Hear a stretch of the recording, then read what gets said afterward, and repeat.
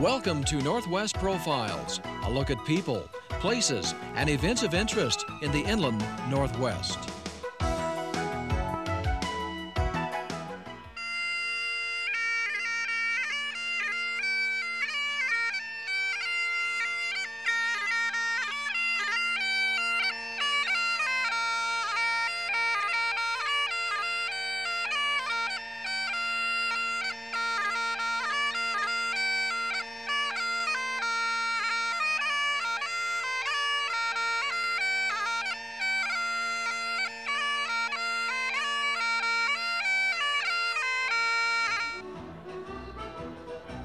Each year on Canada's Thanksgiving weekend, the Banff Springs Hotel in Alberta reverberates with the sounds of fiddles and bagpipes, shouts and laughter.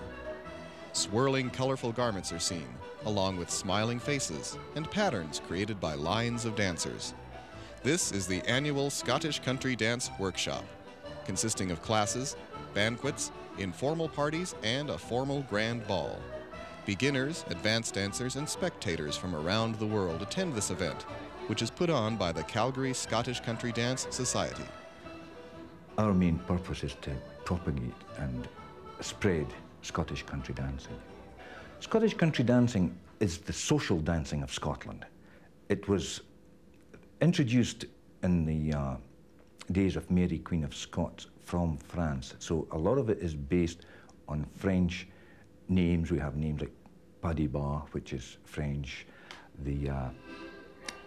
When it came over, it was gradually assimilated into Scottish music and took over reels and jigs, hornpipes, strathspeys.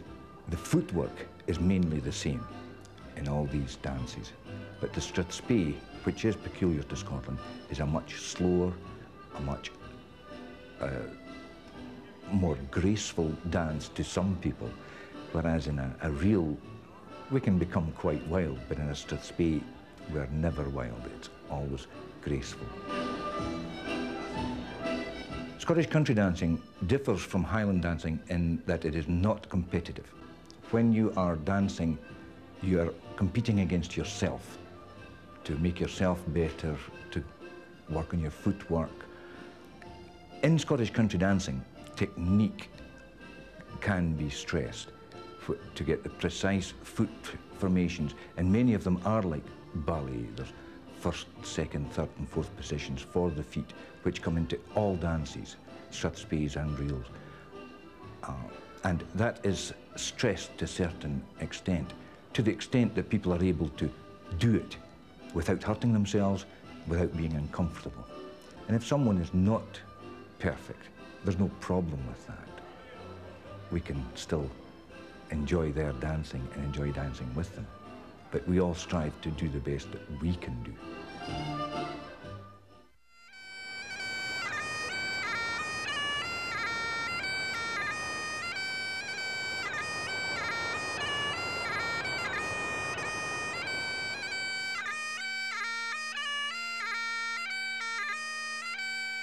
Put your lady over. Reel up 4. Right. Dance societies exist in many parts of the world. Their parent organization is the Royal Scottish Country Dance Society. The Royal Scottish Country Dance Society was founded in 1923 by 2 ladies in Glasgow to save and cherish and develop the traditions of Scottish traditional ballroom dancing, because it is a ballroom dancing. It's not outside folk stuff, you know, on a village green.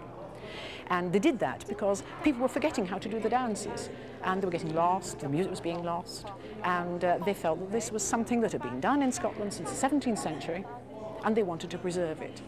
And so the Royal Scottish Country Dance Society does that, and its aims and objects are to find and cherish old dances, discover the music, and also to develop new dances in the old tradition. And on. I dance at home, and I got up last night and I danced here, dances that we dance at home, and they were danced the same way. I knew what was going to happen, we had the same courtesies and we had the same pleasure, and that's what it is. And friends can go to New Zealand, Australia, Japan, wherever, and you find this community of spirit, and a kind of shared inheritance. And that's what's so important about it. Some of the dances we do are late 17th, 18th century dances, and they do have a different feel about them, and the music for them is different from the ones which have been recently composed, because it's, if you like, a living tradition where you're bringing things from the past, but you're also developing new dances and a new outlook on things. And there is this contrast between them, which again is interesting.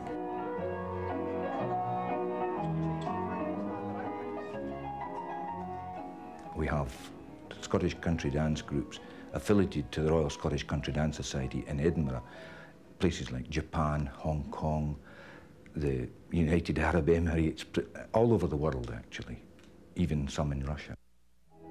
Closer to home, the Calgary Dance Society has been active for many years.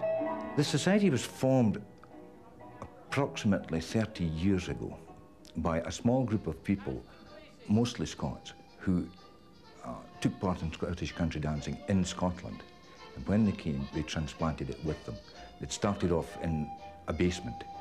Then gradually, as more members came along, we got the use of a church hall in Calgary, and we've used that for the last 27, 28 years.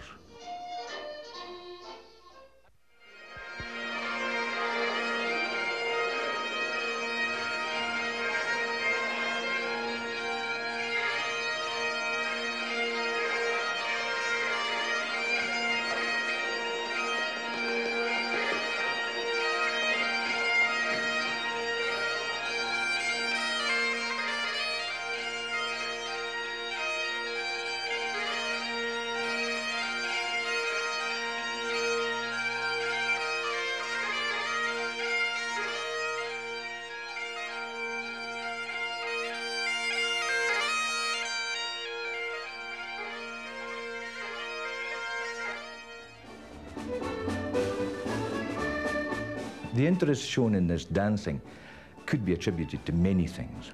It could be to a Scottish heritage, or to quote another famous country's saying, there are only two kinds of people, Scots and those who wish there were. It is also a social event where you can go, you can meet people of all grades of life. We have had presidents of oil companies, and we've had blue-collar workers, and once you get into a kilt, no one knows the difference.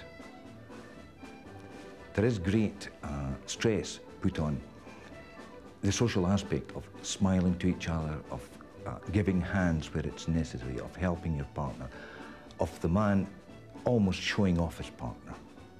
Although in Scottish dress, the man is the peacock, the kilt, the jacket, the whole Scottish dress is mainly on the man.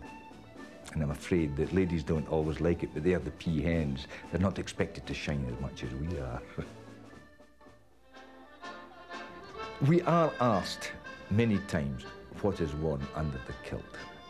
And really, you shouldn't ask anyone what they wear under their outer clothes. If you did that in a bar, you're liable to get punched. There was a guy one time here in Banff, in the bar. I think he had a bit too much to drink. Got loud mouthed and said, "Hey, Jock, what do you wear under your kilt?" And I just said, "I don't discuss my underwear with strangers in bars." And he just shut up and left.